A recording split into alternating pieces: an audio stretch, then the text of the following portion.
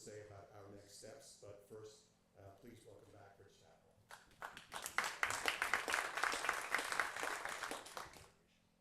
I just want to reiterate what Pete just said. Thank you to all of you. You know, we started this with a hunch, and the hunch was that the conservative movement, the right, could have a conversation on the topics that we really have not talked about. And we could do it civilly, that we could have experts, that we could include everyone in the discussion, and that it could be done in a very civil and enlightening manner. And I want to thank all of you for proving that to be true. I want to thank the panelists who came from all over the country to be here and bring their expertise and their kindness and their insights. I did a lot of the calling and organizing, and I can tell you, surprisingly, we were very surprised. It was not a hard sell. People wanted to have this conversation. Really smart people who have very busy lives wanted to be part of this. And so that was the first very positive thing that we experienced in organizing this. I want to thank the Pepperdine School of Public Policy for being a space that has the courage to open itself up to a discussion on very difficult issues. You may remember the dean said when he organized the first gathering last year, it was the most difficult gathering he had ever organized, because we're coming back to something very new, bringing people together from different perspectives and having a civil conversation. So thank you to Pepperdine School of Public Policy, to the dean. I am going to thank Melissa Espinoza again for doing so much to make all this happen. What you've seen and what you have not seen is thanks to Melissa. So thank you for all that, and for all the team that worked with her to make it so effortless and smooth for all of us here. And I want to thank the audience. For those of you who came, some have come, some have gone. Your questions were brilliant, respectful, insightful, and you added a dimension, frankly, I'll just speak for myself, that it was the greatest bonus to this gathering that we didn't quite expect. You could call it a wild card, and it was really beautiful. And you brought perspectives that I think the panelists, and I include myself in that, I think we would have missed. So I really do appreciate that. We've gone on a long journey through this time together. We started with isolation and the experience of that, and we've gone through the various institutions that will connect conservatism. We've talked about schools and faith and local community, understanding our history. We've talked about what the next generation is going to be, bring this into life, and how it will apply literally in public policy, where really the rubber meets the road in our political life. What we've done that's very unique is we've had people who are experts in the world of ideas and people who are experts in the world of execution and activism. And we've had them together in every panel, bringing that together too. And I really admire the participants for doing that so well. And we've gone through, and I think we can conclude what I heard was a number of values: respect, belonging, curiosity, humility, spirituality, forgiveness. One of the women on the first night, she's not here now, it was a guest, said that for her it was simple. It was God and love. And so maybe that's a good place to come back to, that it really is about sort of loving each other and caring about each other as American citizens. So I just wanted to say it couldn't have gone better from our perspective. The comments that I've gotten in the meetings outside of the room are, I wanted to go deeper. I wanted to talk more. I wish there was more time. I wish there was maybe a few less panelists and a little bit more engagement. That's the sign of a great conversation. The worst conversation is the one where you say, can you cut it off? So it's a great conversation, and I know that the dean and I are committed to continuing this conversation. How it evolves, it will be very conservative, meaning entrepreneurial. It'll be a new iteration. We started with unclear idea, ended up with a document that everyone said we couldn't write, a document that became a foundation for a conference. And so where this goes from here is really your input. So I just want to thank all of you, all of our panelists, and everybody who had to leave for putting together really a very important things, because ideas do matter, and we need ideas right now. So thank you very much.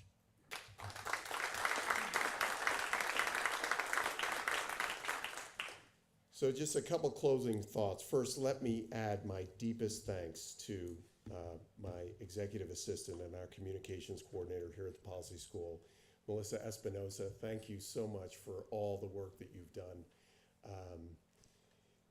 I don't even know all the work that you've done. That's how great you do your work. And so for Kirsten Vassy and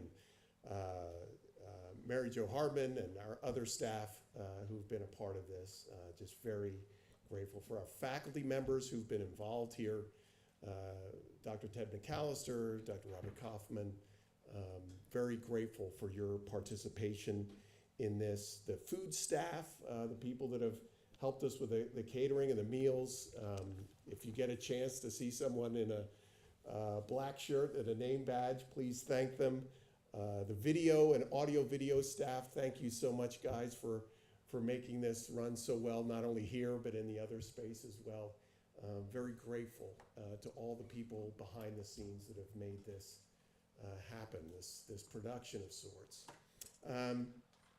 I wanted to close with how we began, and that's to refer back to this document. I'm going to do so briefly, but I wanted to read something from the document. There have been so many over drinks last night at Casa Escobar. There was general agreement, and I hopped around a few different tables, that there were a lot of nuggets here. Things said in different panels, things said in sidebars, and I'm not going to capture all of it, but there were a couple that I think are really important just to quickly delve into. One, and maybe I'm just going to speak personally, the E Pluribus Unum panel yesterday was something that really was provocative for me, and I think really spoke to one of the major themes of this document, this A Way Forward document, again, upon which we have based this conference. It's our founding document, if you will, as we move forward. So I just want to read the second paragraph here and make a remark. The American project represents the distilled core of a long American tradition, and it is the essential common ground of our national understanding, one that invites all into a connective history and a set of rights and responsibilities. With deep roots in Western civilization, the American project is grounded in the conviction that the capacity for self-government is a source of a distinctly human dignity, one that in America produced an exceptional and peculiarly American governing document, the U.S. Constitution.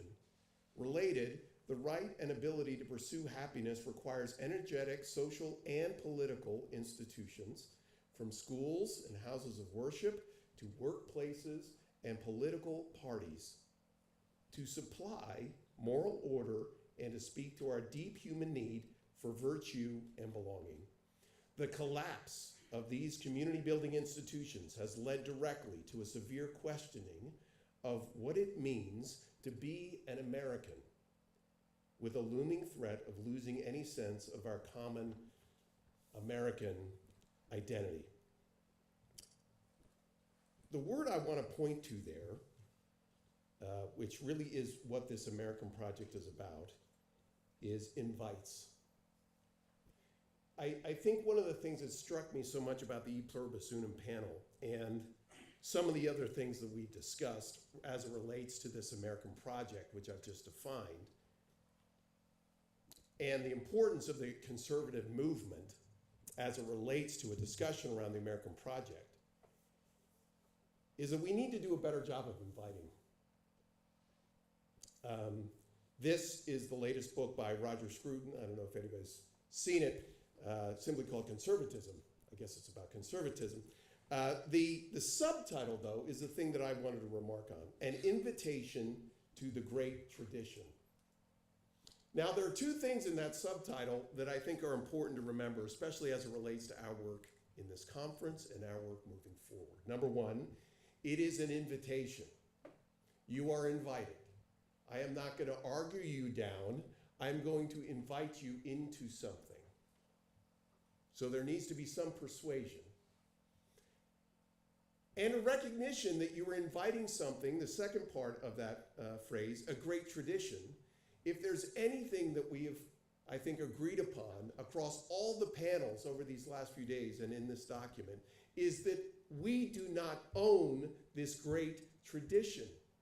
We are pointing people to a great tradition. I think sometimes that where conservatism gets a little stuck is we are perceived as owning the great tradition.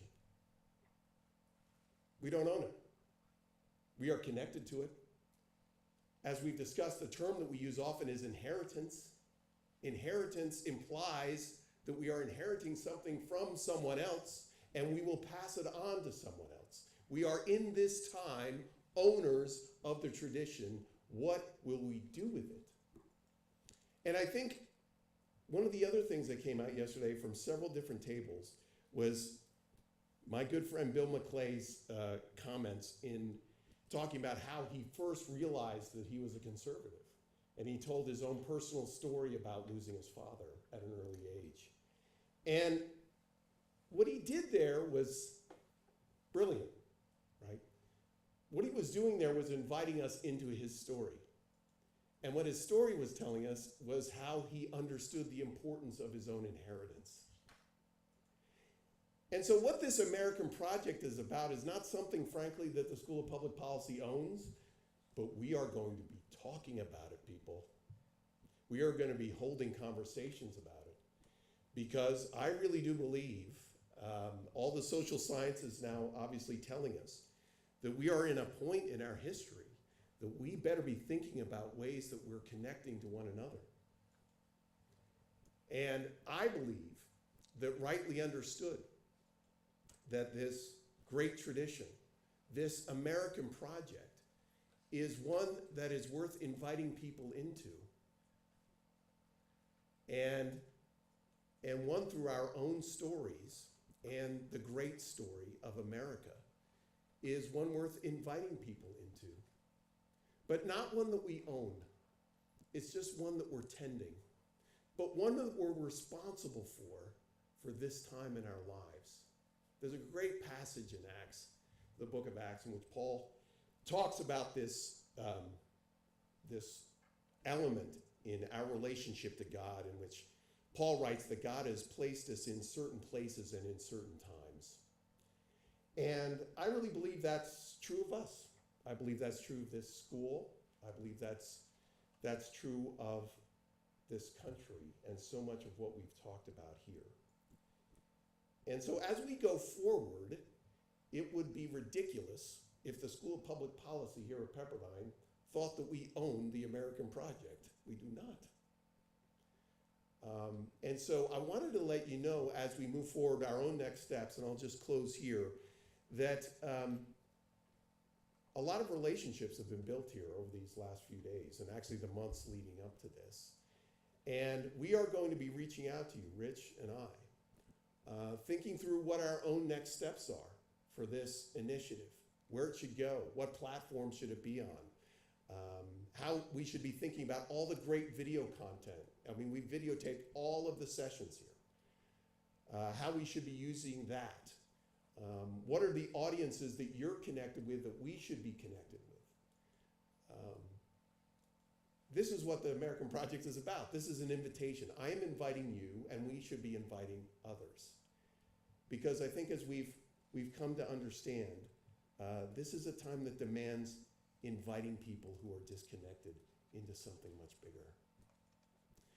And this is why I would say that it's important that the School of Public Policy here at Pepperdine continue to host and convene these conversations.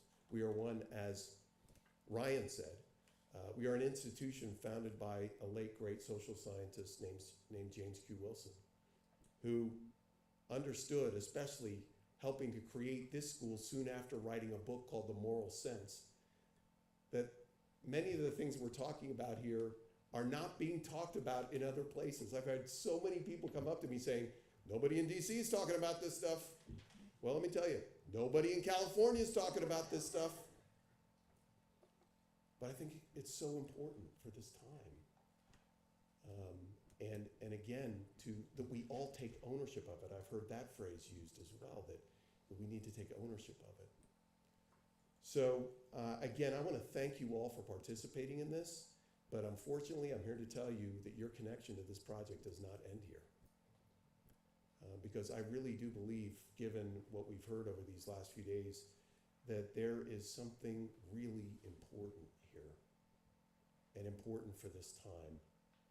And it needs an institutional home, so that's going to be here in Malibu, which is not bad. And so again, I want to thank you all for participating. I want to thank our supporters, the Democracy Fund and the Sarah Scaife Foundation, for making this possible. And I look forward to staying in touch as we move forward in connecting others to the American project. Thank you.